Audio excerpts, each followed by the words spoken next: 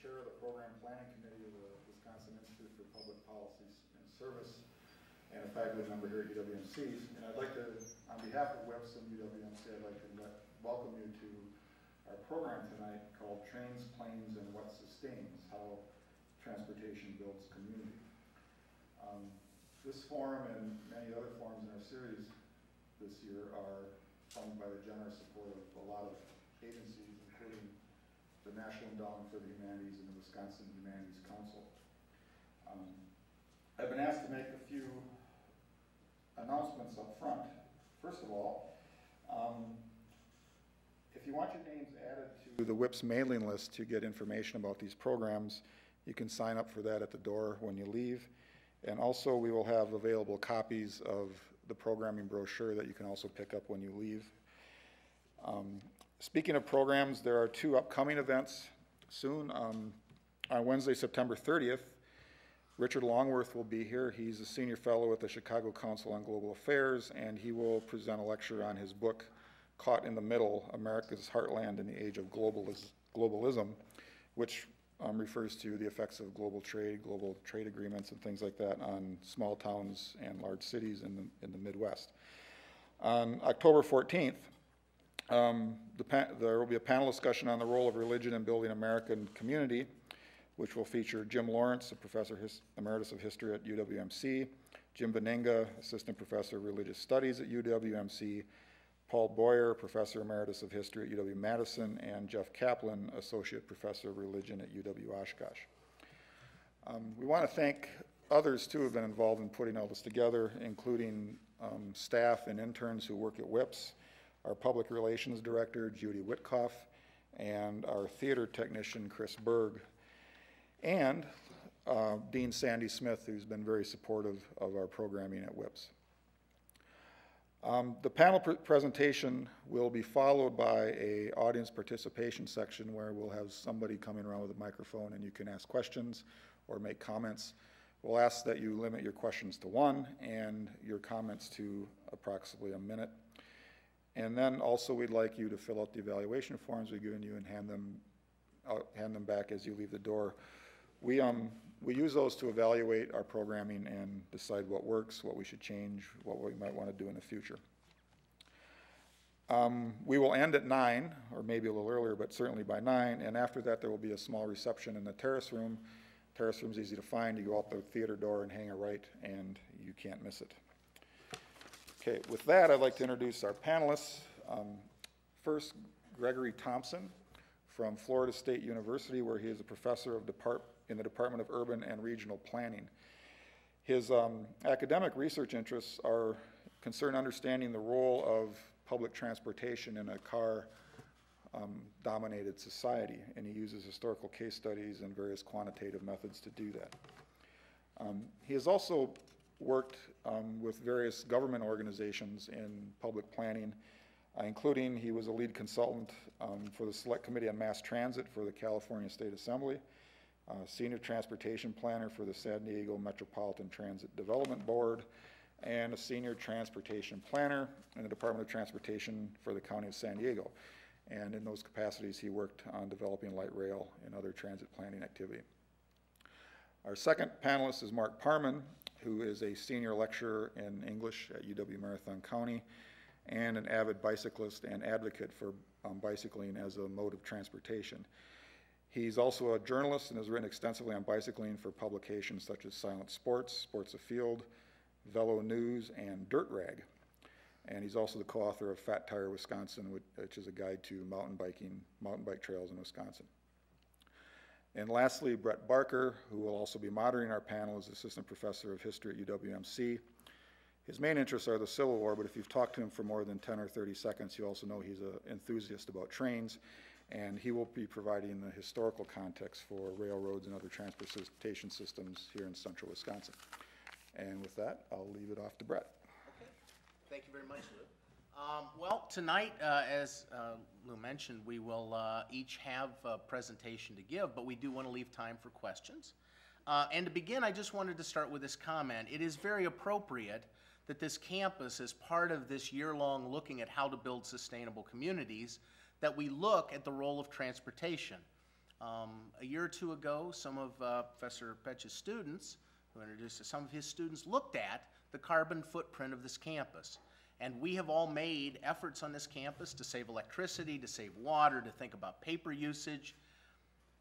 Well, those do matter, and we have tried to make advances in those areas. But the simple fact is, when you look at the carbon footprint of this campus, it is the commuting that the students and the staff here do that overwhelms many of those other items. And so I think it is important that we consider, as part of this initiative, ways in which we can become more efficient in that area, and ways in which we can work together as a campus to be part of that community building solution as to how transportation can be one piece of that puzzle.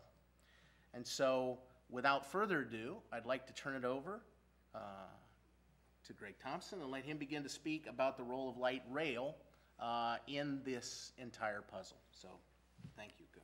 Okay. Thank you, Brett. What I'm going to be talking about is based on research I've been doing on the history of the light rail movement in the United States and Canada. To me, it's a very interesting question, why, when the streetcar totally almost became extinct in the United States, was there this kind of resurgence in more recent years about light rail? And I've interviewed quite a few people associated with the light rail movement in general in the United States, as well as people associated with the first several systems that started. So these comments are based on that work. Let me say at the beginning that the light rail movement arose in the United States during the 1960s and 70s as Americans began to become disillusioned about technological progress. Prior to this time, most people in this country thought that, quote, you can't stop progress. But on the other hand, that wasn't a bad thing, because most people thought that the outcome of progress was good. Society, human welfare was made better off over time as progress transpired. But in the 60s, there was growing alarm over the environmental deterioration as well as the decline of our cities. And many people began to question whether progress was bringing a better future. And many suspected it was bringing a worse future. But at this very same time, people began to think that, well, maybe we shouldn't be fatalistic about progress. Maybe we can mold it. It just doesn't have a will of its own, but maybe collective action can change progress to create a better future. So the light rail movement, I argue, was one manifestation of this changing mood. And so I want to talk a little bit about the movement. And I think I have a lot more material here than I can do in a half an hour. But what I want to do first of all is just talk about, first of all, the modern streetcar in the United States in the 1930s and 40s. And then I want to talk about how light rail, which evolved in Germany, was very different from the streetcar. A lot of people today say, well, light rail is the modern word for streetcar. It's really not. It's really quite something quite different. And then I want to talk about how there was an effort to adopt this movement in the United States over very extreme opposition. And then, if there's any time at all, there probably won't be, but I have several examples of its application or adoption in specific cities. So, first of all, the context, and the context was the near obliteration of streetcars in the United States. Here you see in 1930 the transit industry as a whole was characterized by streetcar passengers. The overwhelming majority were on streetcars. There were some on rapid transit trains in the biggest cities and a few on buses. 20 years later, the streetcar part of the column had diminished substantially. The bus part of it had increased. The rapid transit part of it had diminished a little bit, but not too much. And then another 20 years later, the streetcar part, there's a little bit on the very bottom, but basically it's almost gone. And the bus part is also diminished as well. One little caveat I want to say here is keep your eyes on the maroon rapid transit part, because basically it's the only part of the rapid transit column there that appears to be more or less immune to the onslaught of the automobile, and that comes to play shortly. So, and actually by 1930, streetcars were already in decline. They had lost their ability to shape land uses in American cities as early as 1915 to 17 period. And they were no longer profitable by the end of World War I. And they were losing patronage as well during the 1920s in all but the largest cities in the United States. But the streetcar industry fought back, and in 1929, the presidents of the various companies created what was called the President's Conference Committee to create a super streetcar, which they thought would preserve streetcar transportation on the trunk routes in the larger cities.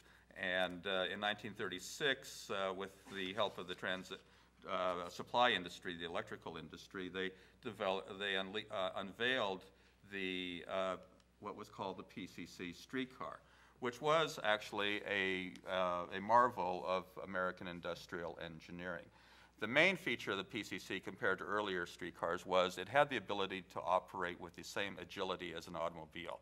It could accelerate from a dead stop to 30 miles an hour as fast as an automobile could, and it could stop almost as fast as an automobile, so it could keep up with traffic.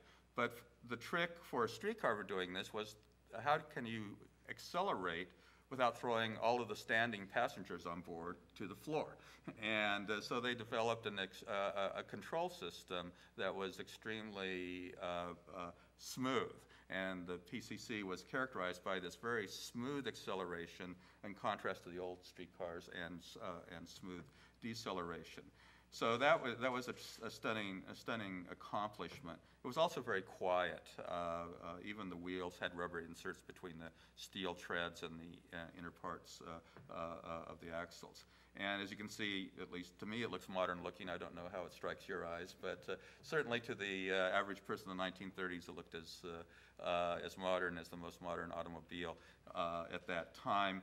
And like all streetcars, it had no exhaust. That was a great virtue compared to, say, a bus. So it had many virtues. But it also had some faults. One of them was that in order to save money, the transit industry decided to eliminate the conductor. On the old streetcars, a conductor collected the fares while the car was actually in motion. And the motorman actually drove the car. And so even though the old streetcars were fairly slow in acceleration and the like, they kept moving. They didn't lose a lot of time to stops. But you can see here, when you boarded a PCC car in the top there, you would confront the driver and have to pay your fare. And if in this case here, you can see a few passengers boarding a streetcar. This is in Toronto. If there are not many passengers, that's not a big obstacle. But here's another case where you see a whole bunch of passengers wanting to get on a streetcar. That streetcar would sit there for 5 or 6 minutes as passengers paid the fare. That was a huge liability on any lines that had lots of passengers. And the idea of the PCC was that it would be serving heavily patronized lines. And then there were other problems, too, in common with the North American streetcars everywhere. They were very susceptible to double-parked vehicles. A delivery van on a narrow street where there are streetcar tracks could tie up a line.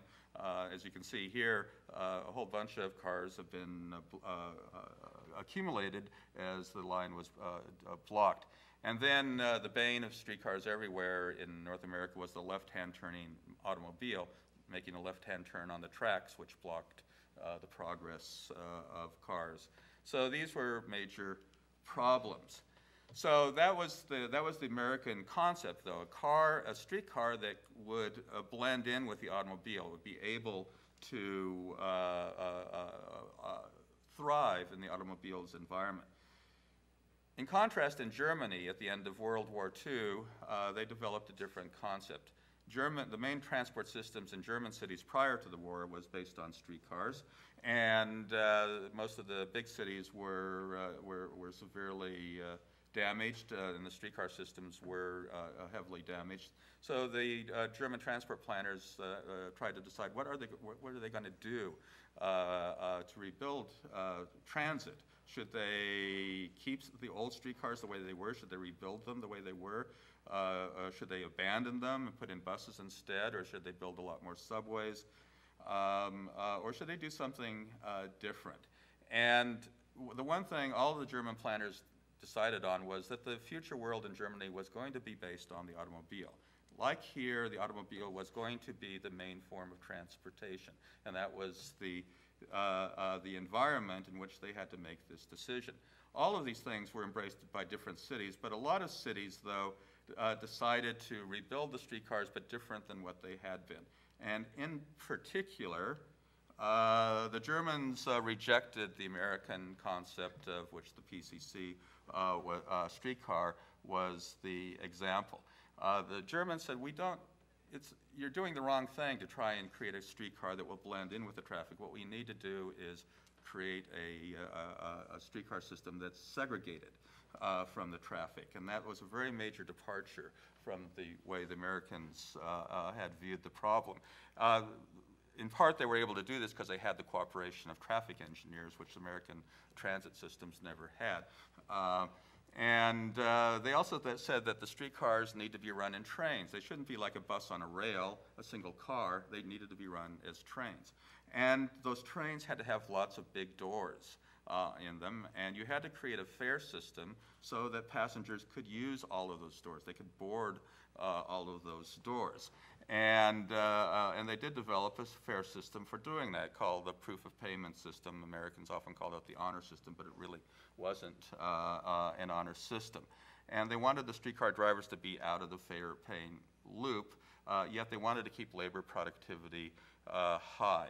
So what they did was, first of all, this is Frankfurt, which embraced these concepts wholeheartedly, as did several other cities. First of all, they started rebuilding the streetcar tracks and moving them out of the centers of the streets over to the side where they would not be confronted with left-hand turning vehicles.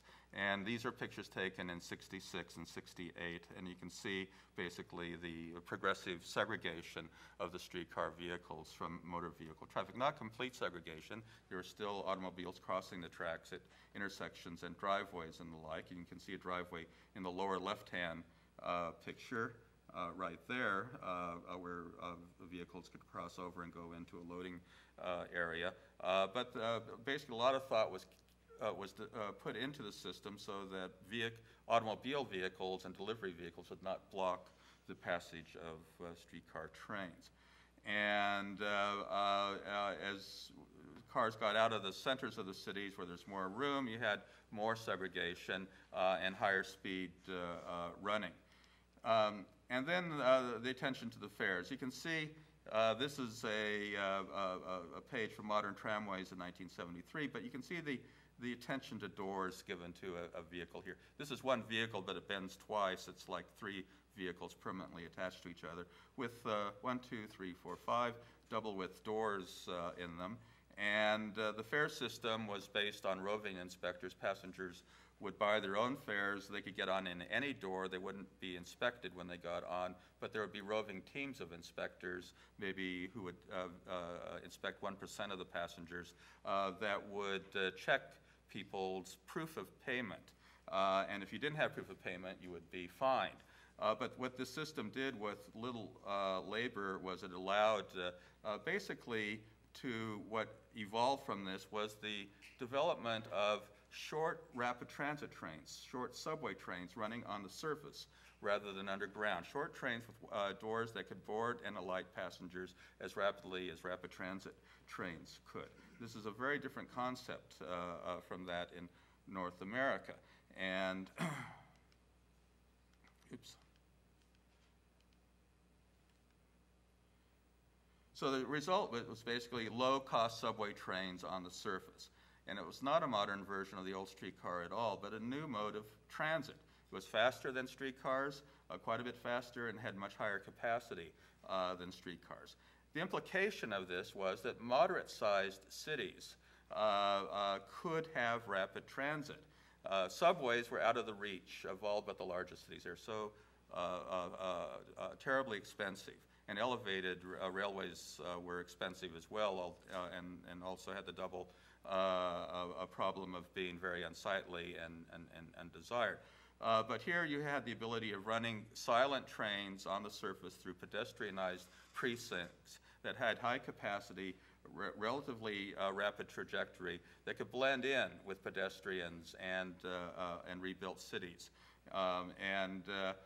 Productivity improvements were possible, and service to more destinations were possible. Basically, cities had the ability to could actually afford to put several lines of these things in and restructure their entire bus systems around them. The ability of passengers to board and alight through all of the doors made transferring large numbers of passengers at major transfer points very feasible. So the North American implications was that every city now had the potential of attaining some sort of rapid transit. Now remember that second slide I showed, which showed that the one mode of transit that was resilient to automobile incursions was rapid transit. But the problem was rapid transit's too expensive for most cities to afford. But now, all of a sudden, we had poor man's rapid transit that was potentially attainable. And there were a number of people who actually foresaw this. There were several avenues by which this knowledge transferred itself from Northern Europe to North America. One was the Light Railway Transport League. This is a group in Britain consisting of rail buffs but also engineers and the like. And many of them were in the British military, and they were in Germany, occupied Germany at the end of the war. And they developed friendships with the German transport technicians, and they learned what the Germans were up to, and they began publicizing these plans in something called Modern Tramways, which was read extensively not only in Great Britain, but it was read extensively in the United States and in Canada as well. And so that was one avenue of knowledge being transferred. Another avenue was the fact that young people in the United States and Canada of that period, of which that was my generation, we grew up in the suburbs, and we grew up on the automobile. Really didn't experience viable cities and viable public transportation. But after, in the 1960s, the exchange rate was such that it was possible for virtually every young person in the United States and Canada to visit Europe. And they did so using Eurail Pass. Almost everyone who went over there used Eurail Pass, which was riding around on trains. And riding on trains from the center of one city to the center of another city, cities that were very viable and vibrant, and that had these new evolving transit systems in them. So there was a huge number of young Americans and Canadians who observed what was going on there, and was so different from their own experience of growing up in the suburbs of the United States and Canada. So that was another venue. And then there was probably the first professional in the United States to write about this was Dean Quinby, a consultant on the Bay Area Rapid Transit System, which is a big regional rapid transit system under construction in San Francisco, or was being planned at that time. It was before it was approved.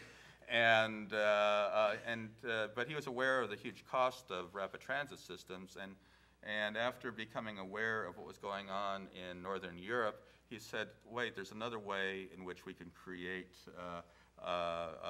moderate capacity, moderate speed transit corridors in North American cities. He wrote about it in 1962 in what was it called?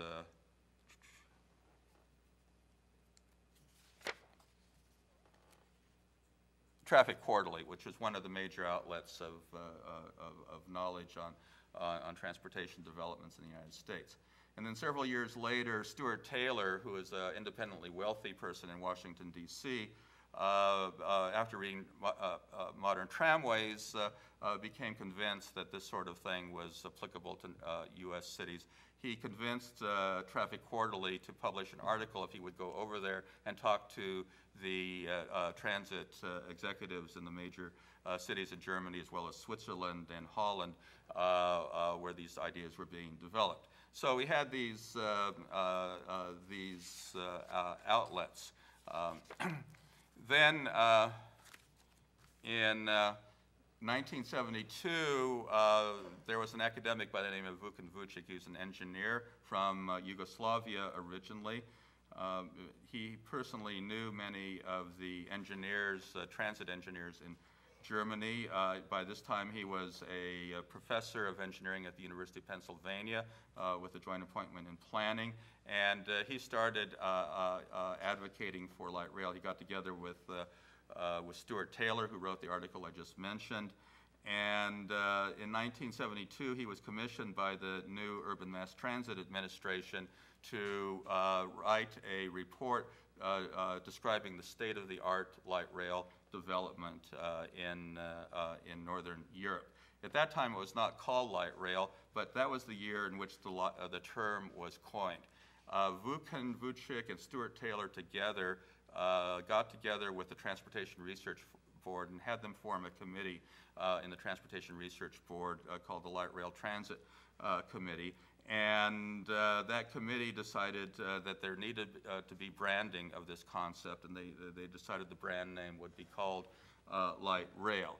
And they got together with Ken Orski and the Urban Mass Transit Administration and decided there needed to be a nationwide conference that would get out the idea of what light rail actually was to planners in the United States, the planning directors, to transit officials, as well as people in metropolitan planning organizations.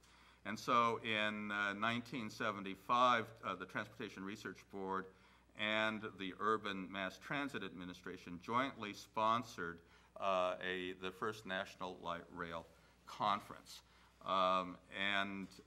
They decided they wanted to get the participation of the American Public Transit Association as well. APTA, however, was very reluctant to endorse light rail for two reasons. One, APTA had two basically divisions within it. One was the rail transit division, composed of engineers from New York and Chicago that had the big transit systems, and they were afraid that if light rail took hold, it would divert funding from their system. So they opposed any form, they opposed the notion of light rail. The other division was the bus people.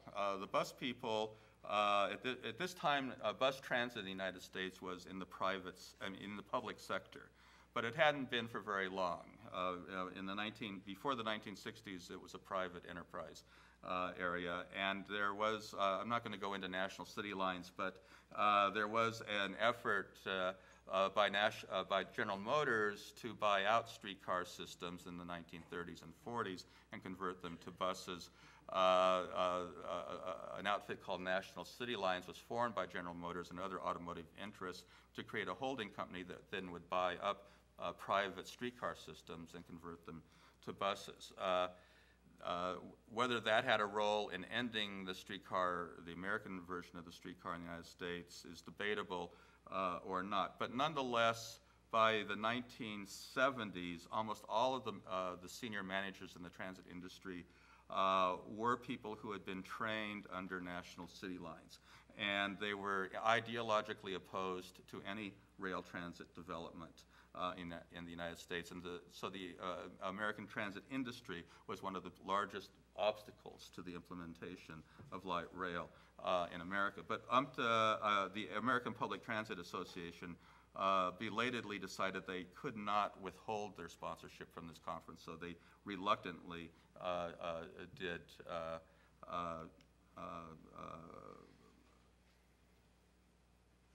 help sponsor the conference.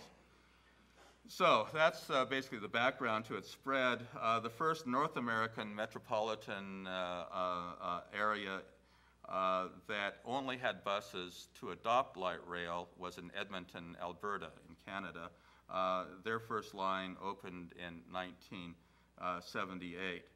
Since then, I said 13 there, but 14 additional lines have been opened.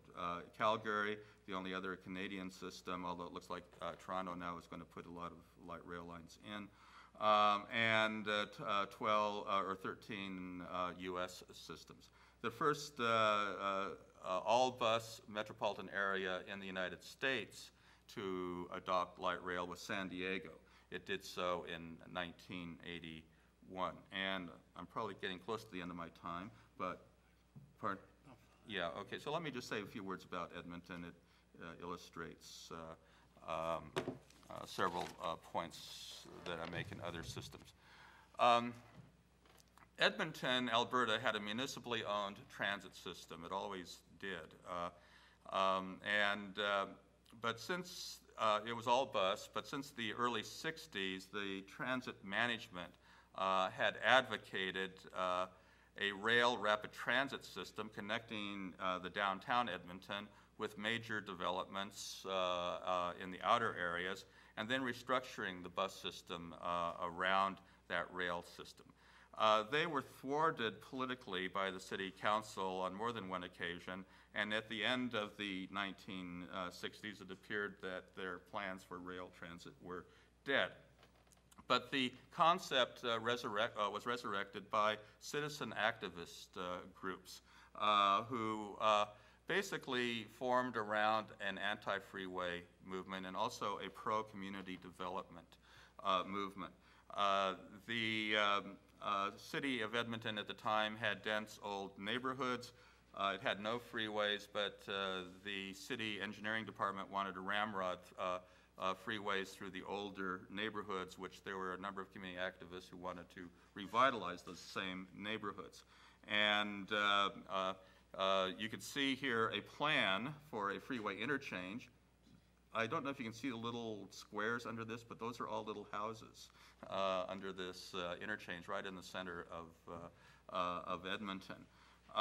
There was a member, a citizen activist, who smuggled this plan out of City Hall and made it available to somebody in the University of Alberta Extension Department.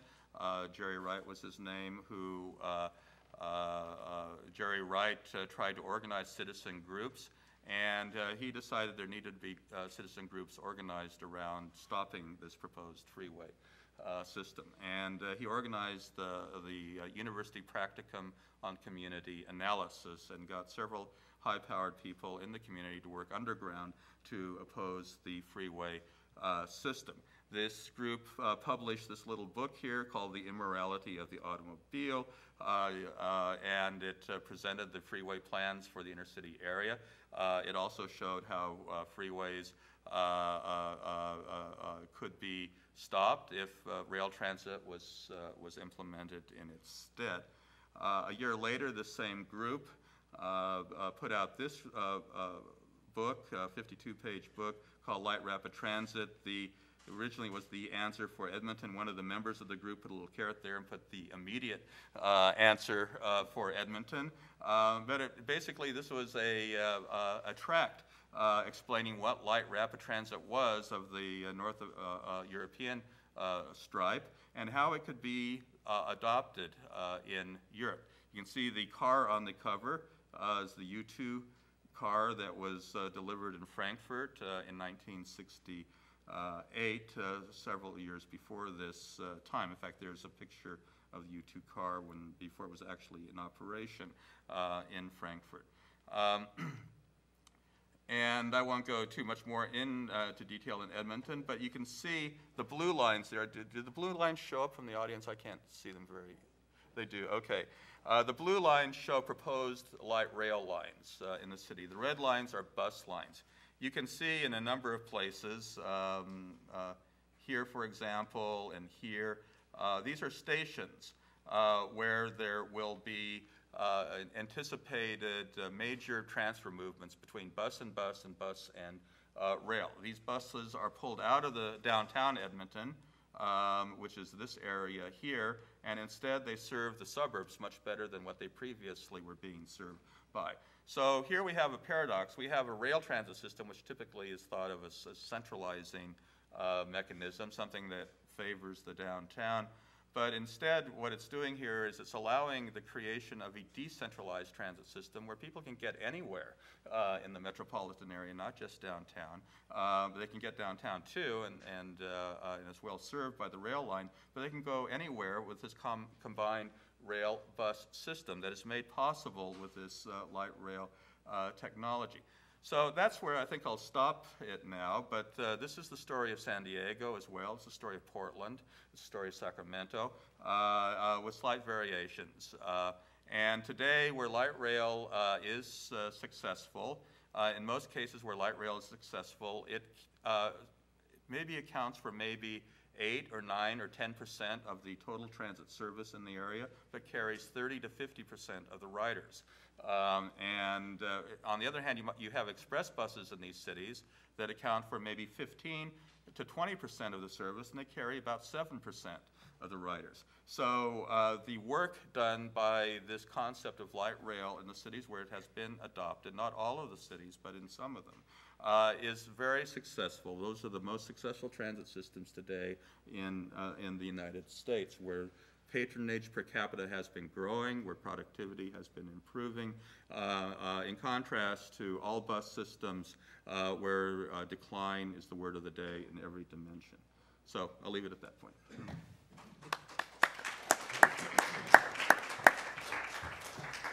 Well, many of us today have come to often think of transportation, whether it be public or private, as usually consisting of 4, or perhaps in some cases more, wheels. But it turns out that part of the transportation solution might also come in the form of vehicles that have 2 wheels on them. And to say a little bit more about that, I'll turn it over to Mark Parman. Thank you. I'm going to be a little more subjective and talk from my experience this evening. And in thinking about what I wanted to talk about tonight, I took a look at my decision making in terms of transportation and what I think about when I want to get around town, to get around the area.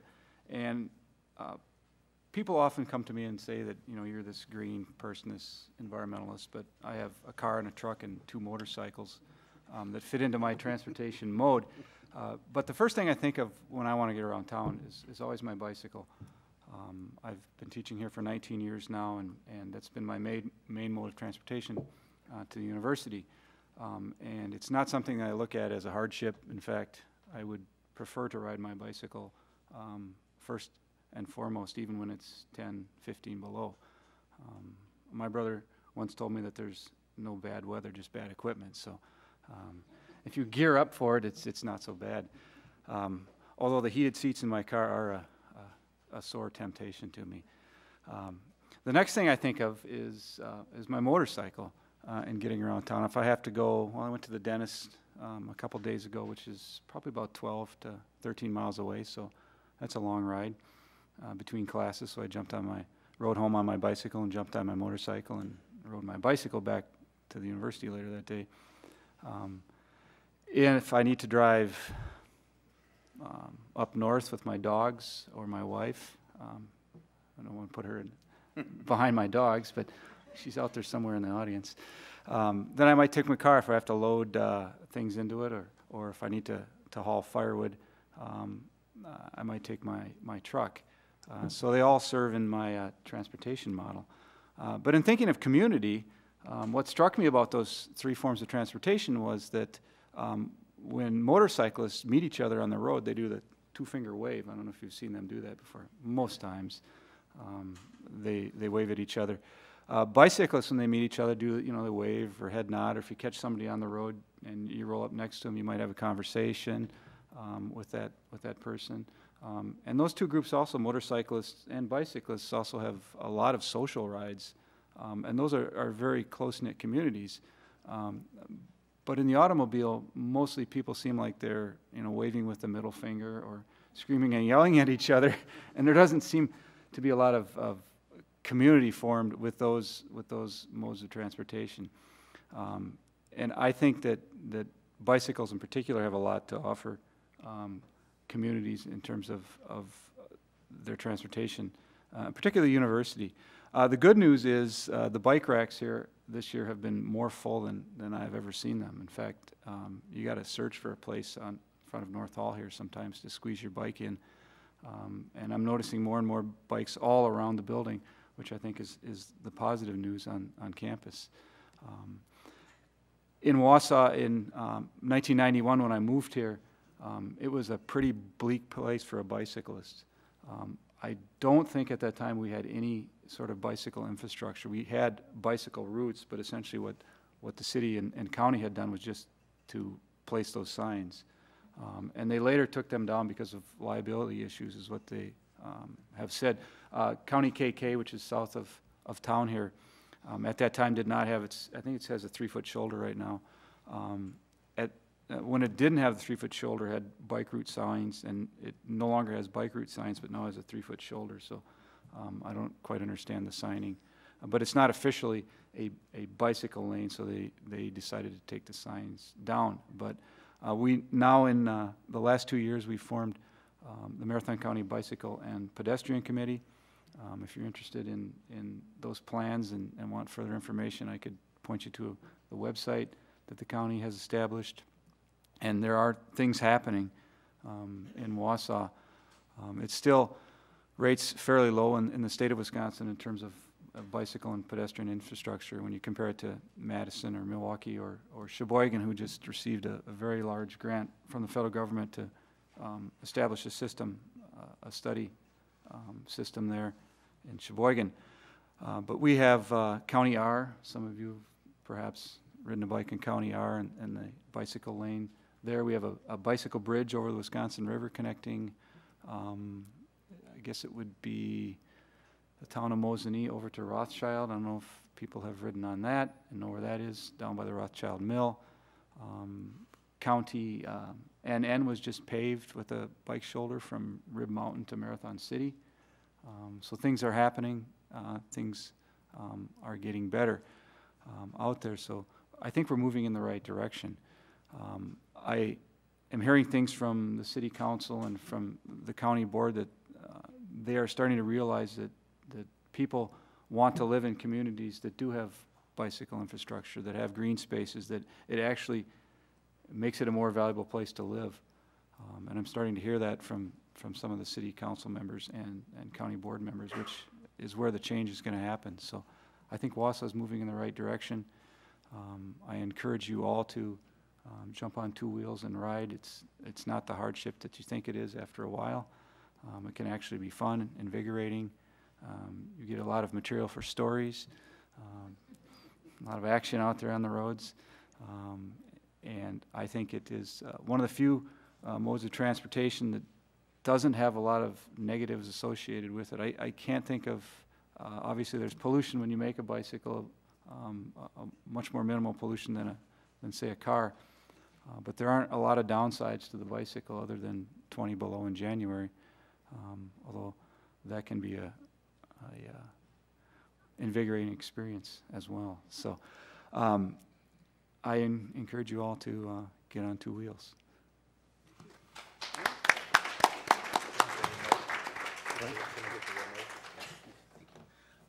And finally, I was asked to give a little a historical sense of another piece of the puzzle, and so I want to talk about another sort of mode of transportation, and I want to speak just a little bit about more conventional railroads, and particularly freight railroads. You know, from a historical perspective, there are people in the room who know this, but perhaps people from a younger generation find it hard to imagine now the ways in which the railroads were once very much a central part of American life. Indeed, one could argue that in the 19th century and well into the 20th century, the railroad depot was the mode of entry that most people had. It was the front door of many American communities and was the place from which people came and people went. Many men went off to war.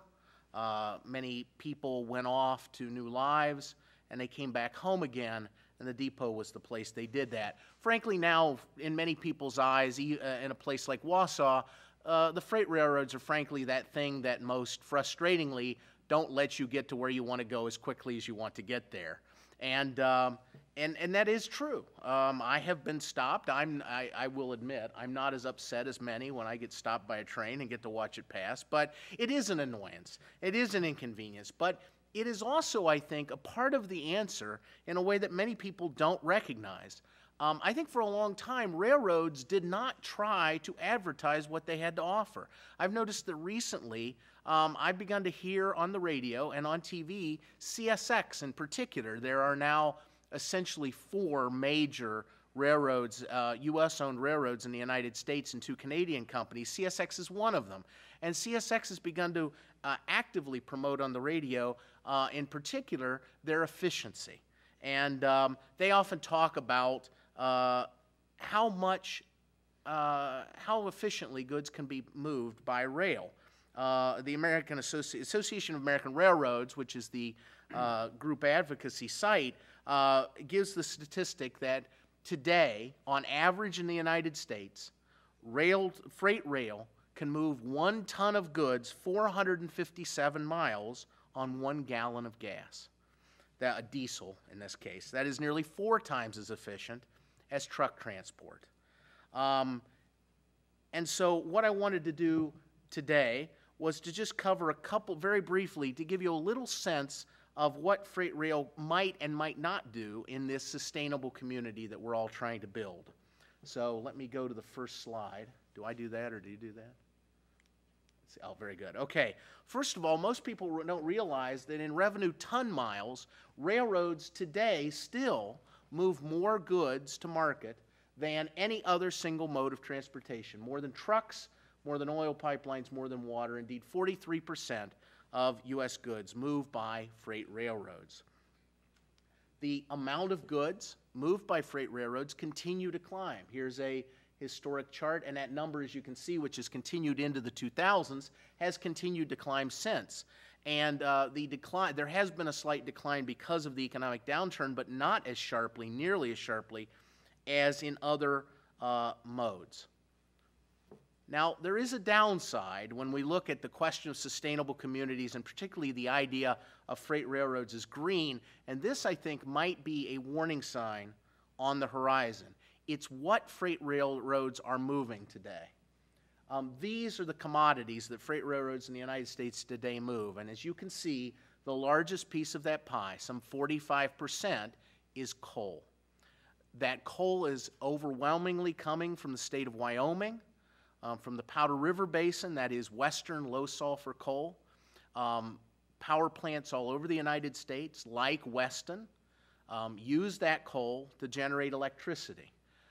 Many people will tell you that clean coal might be an oxymoron, but that coal in the long run cannot be a continuing part of the idea as we shift to more sustainable modes of energy. And I can only wonder whether freight railroads, because so much of their traffic, not as much of their revenue, perhaps about 23% of their revenue is generated by coal, but because coal is so much a part of what they do today, will they be willing to make that shift over time? It's a good question. The number of miles of railroads have declined consistently in the United States since about the time of the First World War. Many of you may know, but this is a map of what the freight rail network in Wisconsin looks like today. And you can see the red, that's Canadian National. That's the one that now services Wausau exclusively. You can see that map and some of the major lines and some of the minor lines that serve us today. That map would have looked much different some time ago. And of course, almost all of that is freight service. There is a limited amount of presence of Amtrak in the state, most significantly as far as passengers carried on Hiawatha service between Milwaukee and Chicago, though there is also a daily train called the Empire Builder, which is a Chicago to the West Coast train that travels along that yellow line that you can see from Milwaukee and travels up. And no, not on the yellow line. It's actually on this line right here to La Crosse, on the red line on the Canadian Pacific, from Milwaukee to La Crosse. But most of that is freight. Finally, I thought I would say just a word about what comes to Wisconsin by rail. And again, you can see that almost half of the tonnage of what comes to Wisconsin every year by rail is coal. Weston is not the largest power plant in the state of Wisconsin. There are several that are larger. You may know that Pleasant Prairie over in the eastern part of the state really dwarfs Weston 1, 2, 3, and 4 combined. And so the total carloads, nearly 750,000 freight cars enter the state every year. And finally, what does Wisconsin ship? It may surprise you to know that the most common commodity that's shipped is in the category of gravel, crushed stone, and sand.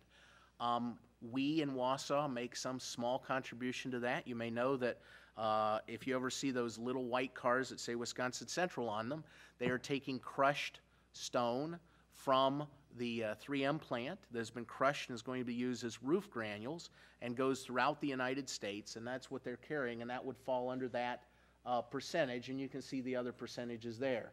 So even though railroads are not nearly the central part of American life they once were, I think in the imagination in particular, they continue to play a piece of that puzzle, particularly for sustainability, because they do offer efficiency.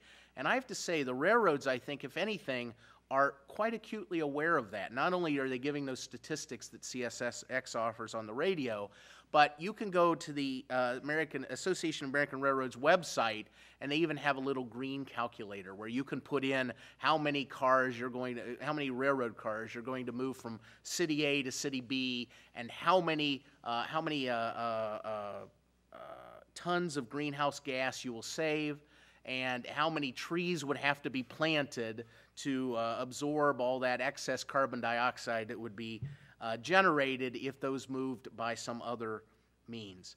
You know, I thought I was going to say a little bit maybe about passenger rail, which is intercity passenger rail, which is another story, but I thought maybe I would leave that for the discussion period. If anybody wants to talk about that, I certainly think Professor Thompson could probably give us some insights on that as well. And so those are the things that we wanted to cover in the first part in the formal presentation. So thank you very much, and now we'll move to questions. All right, thank you.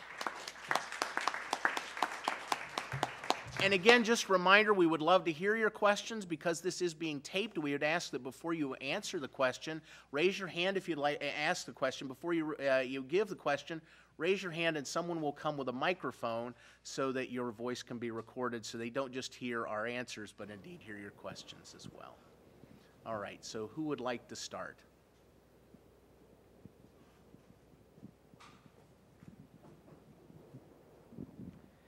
This is for Dr. Thompson. Can you give us any information about some of the alternatives to light rail, such as monorails, maglevs? What's the technology and what's the status of these types of systems?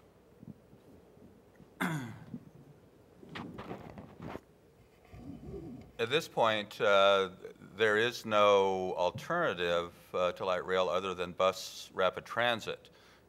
That would be the main alternative to light rail. Maglev, as far as I know, I don't know of any urban applications of maglev. I could be wrong on that, but I don't think there are any commercial applications of maglev. Maglev, I think, probably will be developed as a form of intercity long distance, 300-400 mile type of transportation. Although, as of this point, at this point, there are no applications of that. There are test tracks in existence for maglev, and monorails have been talked about for years. In fact, there was about 5 or 6 years ago, there was a ballot initiative in Seattle to create a citywide system of monorails. That was put forward by, I think, a taxi driver, and it passed. but no progress is made in building them, and subsequently, I think there was another initiative that removed that 4 or 5 years later.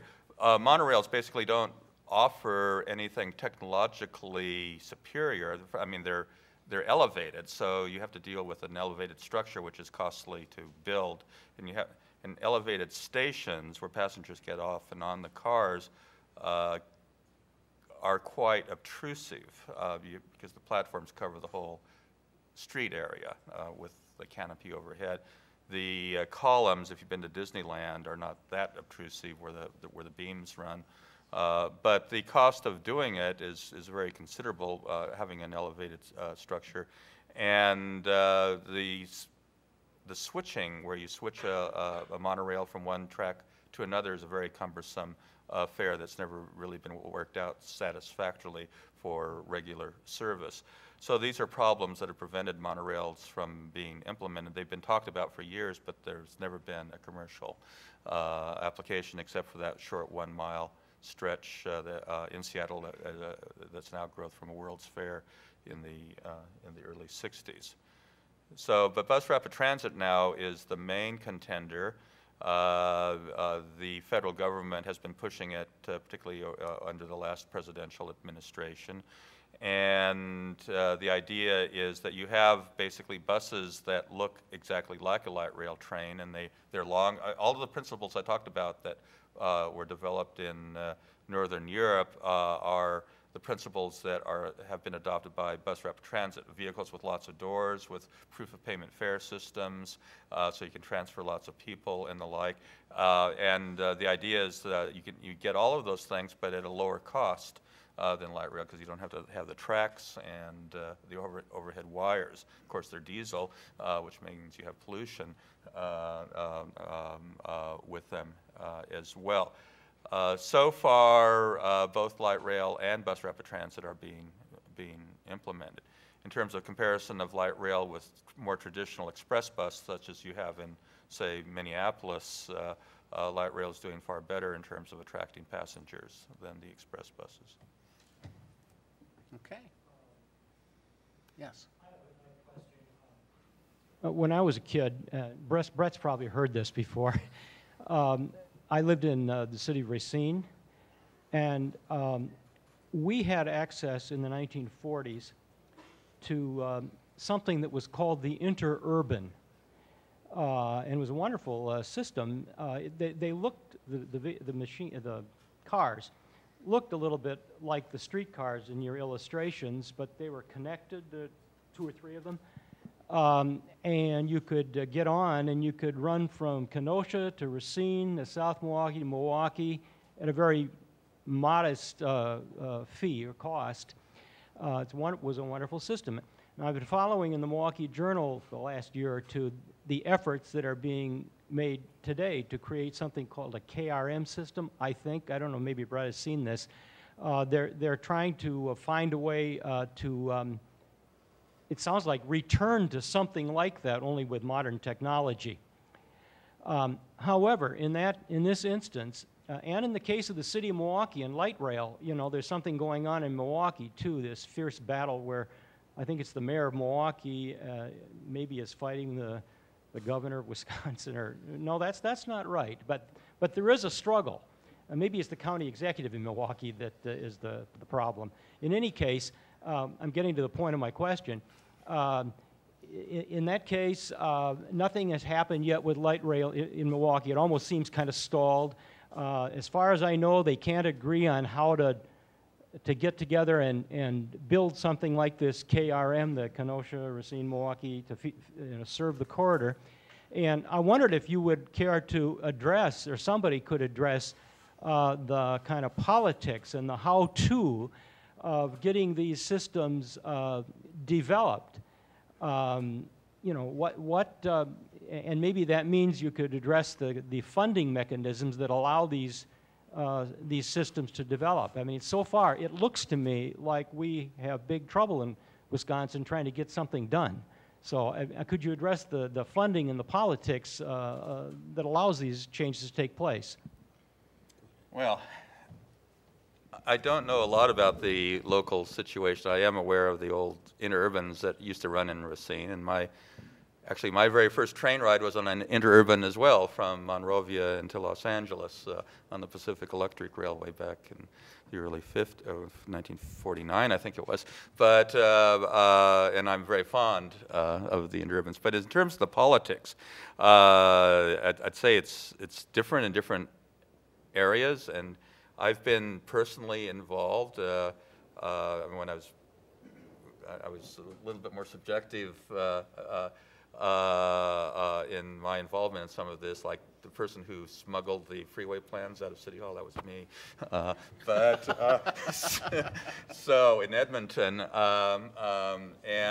but basically you need grassroots, well, you don't need in all cases. San Diego didn't have grassroots support, but you need to have someone who's very knowledgeable about the sources of funding that are available, and it's very helpful to have to create a grassroots movement that is focused on a particular objective and can try and seek some sort of consensus amongst the warring factions. But I was personally involved in San Diego and in Edmonton trying to get those things started.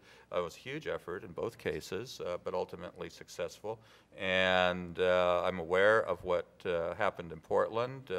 I had some tangential involvement with that, and I've done history on that. And that also was a huge effort, despite of all of the environmental consciousness of Portland citizens. But it just takes a lot of dogged work, and citizens spending their evening hours in meetings and working together and putting together plans. I mean, in Edmonton, the book on what the freeways would do, that was put together by citizens over a year period, and it was very influential in convincing the city council to scrap the freeway system. The book on what light rail could be like, what it was, and how it could be applied to Edmonton was absolutely essential in getting lots of groups together behind one concept. And if there is a sticking point that some people just cannot live with, you have got to change your plans and accommodate that. But it takes a lot of work and a willingness to compromise and willingness to communicate with people.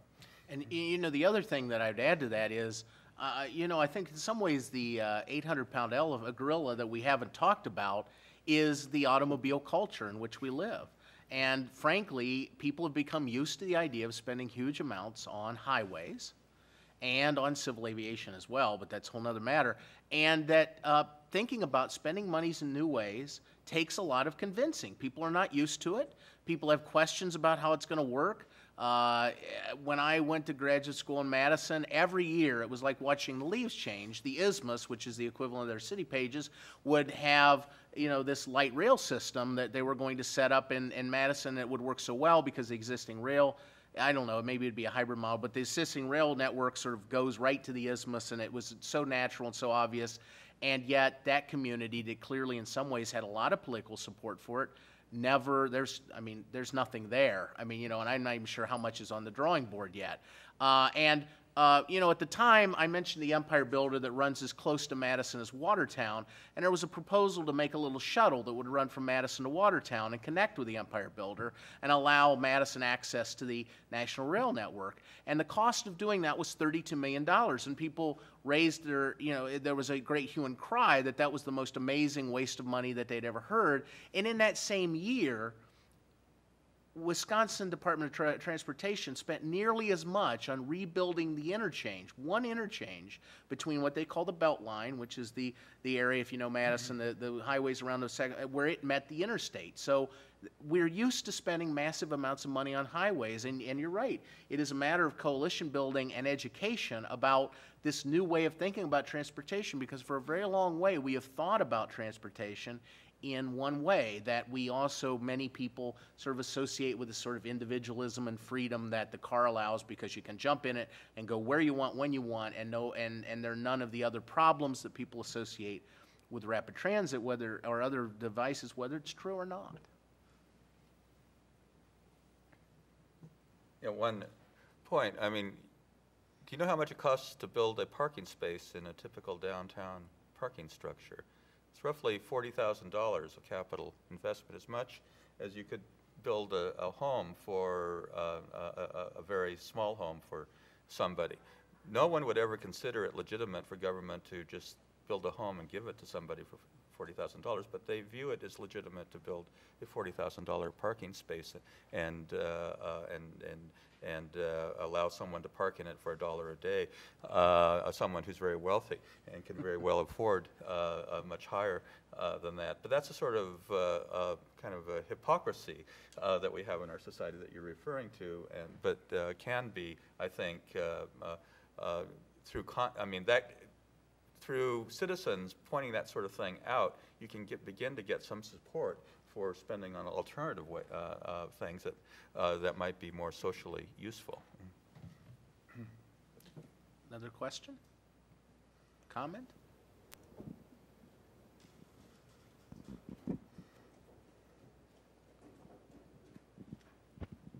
This is for anyone on the panel. Could you briefly speak about some of the advancements in terms of hybrid technologies that have improved the fuel efficiency of traditional buses and how that's going to impact investments either in these light rail technologies or in bus lines?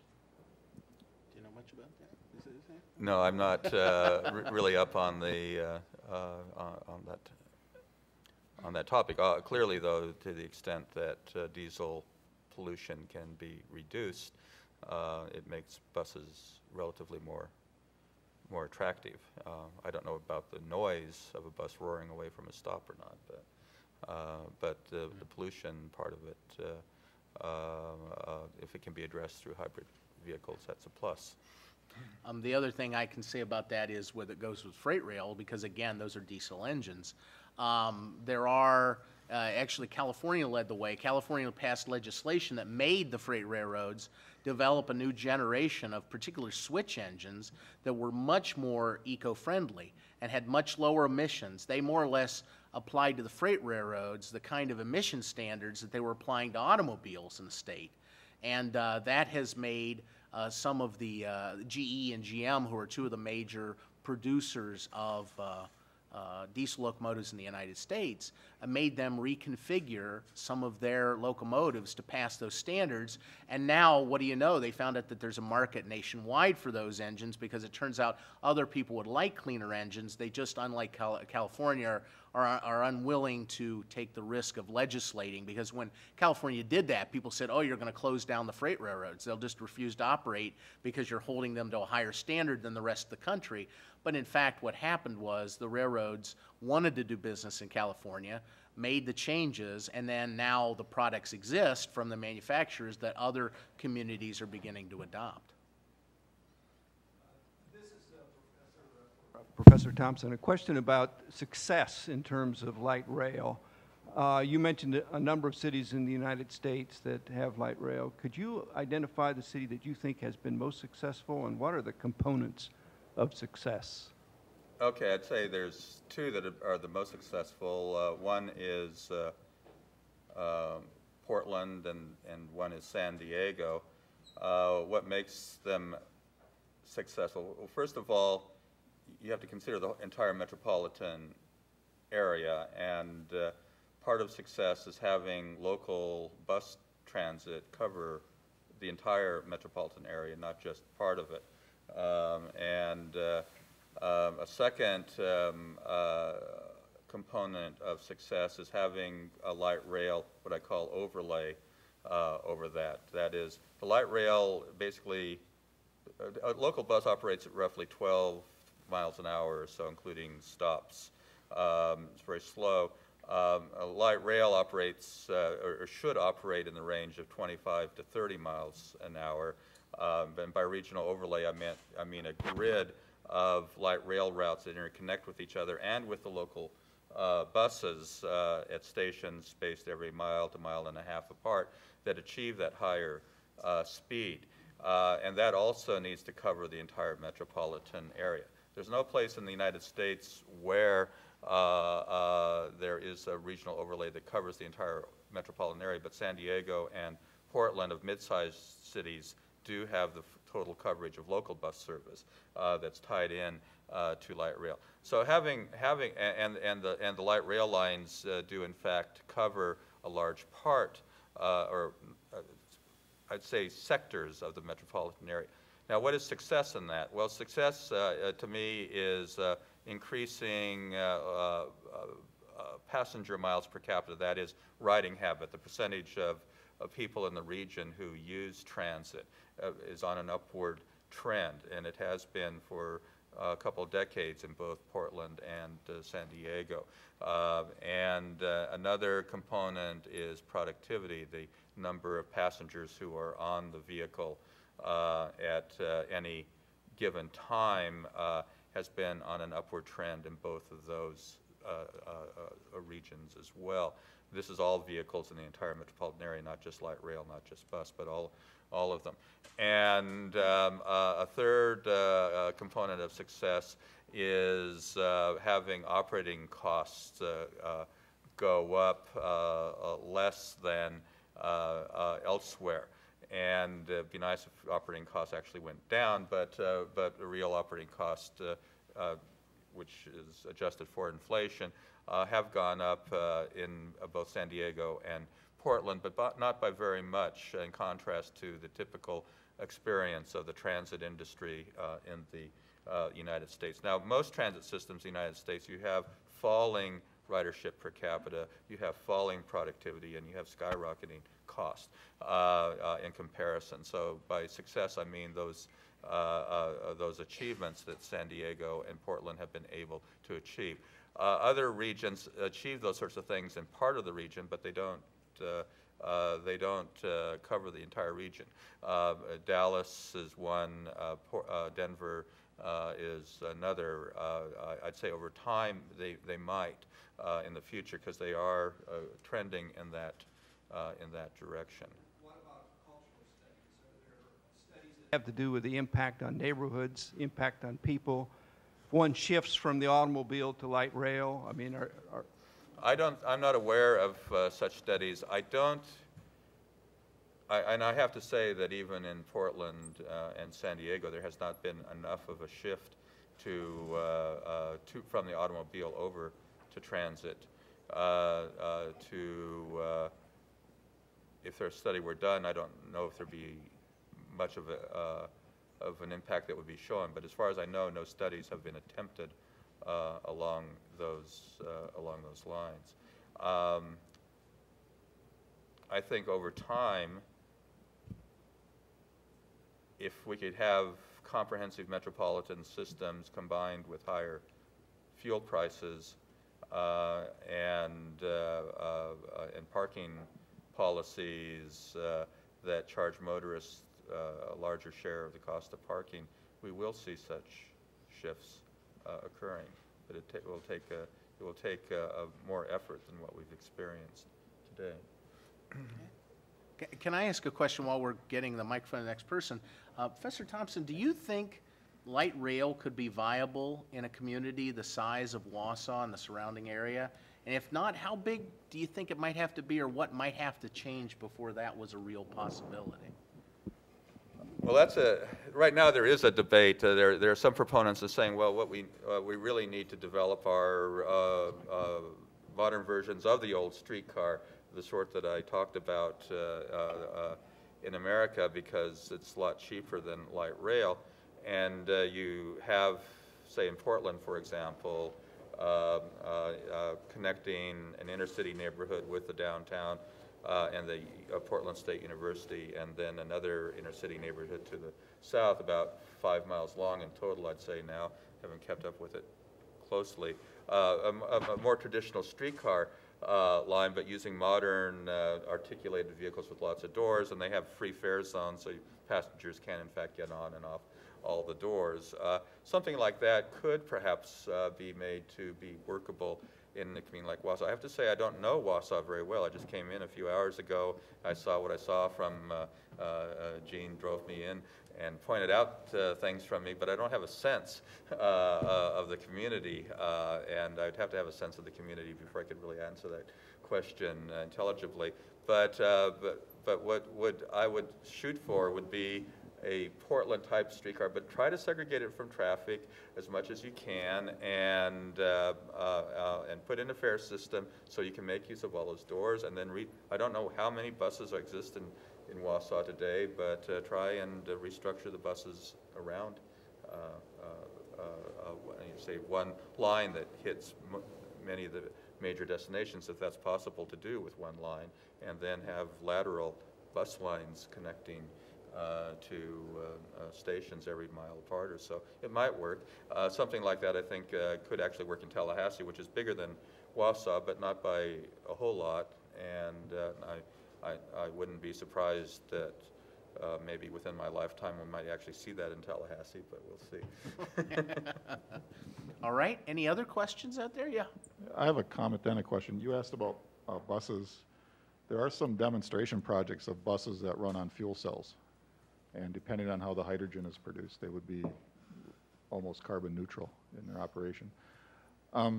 Brett already asked one of the questions I wanted to ask, but I'd like to ask the same question about bicycle communities. Most of these communities where bicycling seems to be a vibrant way to get around tend to be larger. Are there examples of small communities like Wausau where there are good bike paths and things like that? And related to that, which is the most cost-effective way for a community to develop alternative transportation? Is it comparing bicycle commuting to, say, light rail, to put in the infrastructure that would accommodate bicycle commuting? How does that compare to putting in the infrastructure for light rail? Is that a question for me? Sure. It's for both of you. Well, I don't know the cost of light rail, but I would say just common sense tells me that bicycle infrastructure is significantly cheaper than any other option. But Yeah, no, correct me if I'm wrong. it'd be, order of magnitude. I think the difficulty with bicycle commuting and infrastructure is the effort that it takes to pedal a bicycle. I think that's the people's resistance to the bicycle, first and foremost. I think there are examples of smaller communities. I was in Iowa City this summer, and Iowa City is about the exact same size as Wausau. Of course, it's got a Big Ten university, but they have a significantly more developed bicycle infrastructure. And I think it has to do with attitude, the attitude of the population that puts pressure on the people making the decisions about the infrastructure. I don't think there's been a lot of pressure on our elected officials to change things in town. They're beginning, I think, to feel some pressure to do so. Could I add a little bit? I would say it's also not necessarily either or. I mean, one of the drawbacks of transit, which is why you need the bus and rail integration to make it work, is the difficulty of getting to the final destination if it's removed from a stop. This is where bicycles come in, and you see, at least just anecdotally, I do travel around a lot, and I ride light rail lines quite a bit, and I'm seeing more and more bicycles. People riding, even in the middle of a big city like LA, people ride their bike to a light rail station. They get on, they go maybe 8 miles, and then they get off, and who knows where they go. But you see a lot of that, and it's happening all over. Okay, we're going to take one more question and then adjourn to the terrace room where you can talk to our panelists face to face. Yeah. Yeah. I find this conversation rather interesting academically, but Brett sort of talked about the 800-pound gorilla. How transportation builds community. There's been no discussion of trucking or automobiles. I don't quite understand how that gets left out. Can I be frank? And again, I'm going to go more the Mark pathway here. I think the automobile culture of the 20th century could be pointed out as much as any other single factor in helping the decline of the American community. I think we've paid a tremendous price by becoming an automobile culture. Yes, there are environmental costs, and that's a whole nother discussion, but I think that when we became a place where people got in their little metal boxes and drove from point A to point B and got out, there was a social impact. I mentioned a little bit about the railroad depot, there is not the community place. I mean, maybe it's the garage or the filling station, although I don't talk to people much when I'm pumping gas, I find. Maybe occasionally, right? And so I think that the automobile has been a part of that problem. I'm not necessarily beating up on trucking. I think, frankly, that what could be said about trucking and rails are the same thing that in many ways you've said about light rail and buses, that the old model was that goods moved to a community by rail and then were dispersed by truck within that community. That's the older model before we had sort of more over-the-road trucking. And that has changed, and that was a part of the 20th century in a way in which we changed the way we moved goods. So I think that trucking may be a piece of that party, but I think there is no getting around the fact that automobiles changed who we were as a people, the way we live, where we live, and how we travel from point to point. So I know that's more a statement of advocacy, but it's much deeper held than my joy of watching a train go by. I think that it is very much something that social scientists of many different stripes have noted about the American community in the 20th and early 21st century.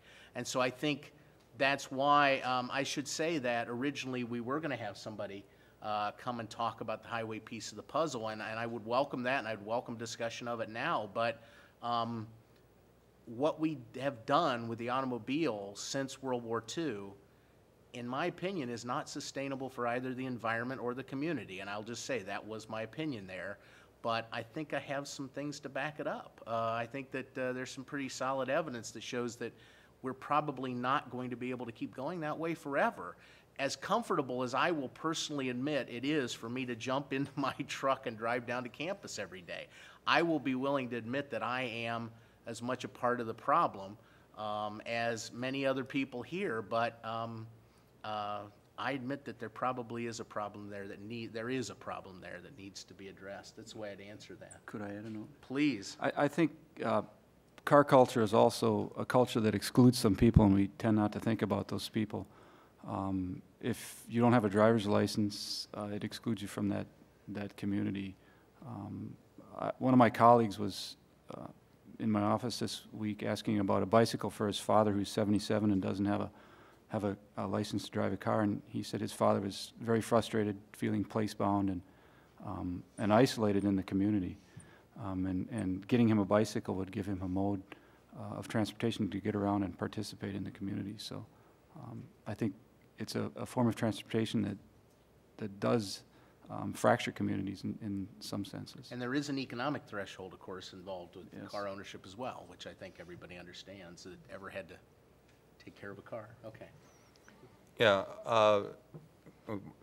my own opinion is that having tasted personal mobility, we're going to, as a society, continue to consume it regardless of what the future is going to bring, but we're going to have to concentrate on more benign ways of accommodating personal mobility.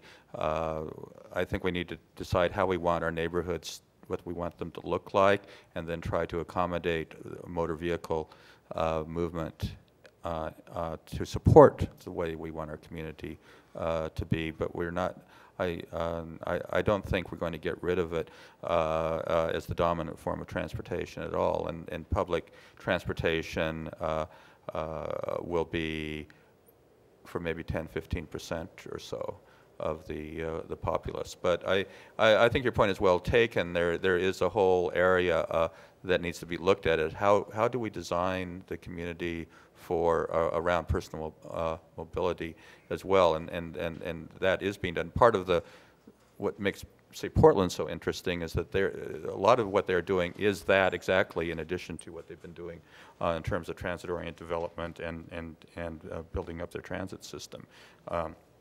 But it is a topic that needs to be looked at, and we can do a lot better job as a society doing it than what we have been doing.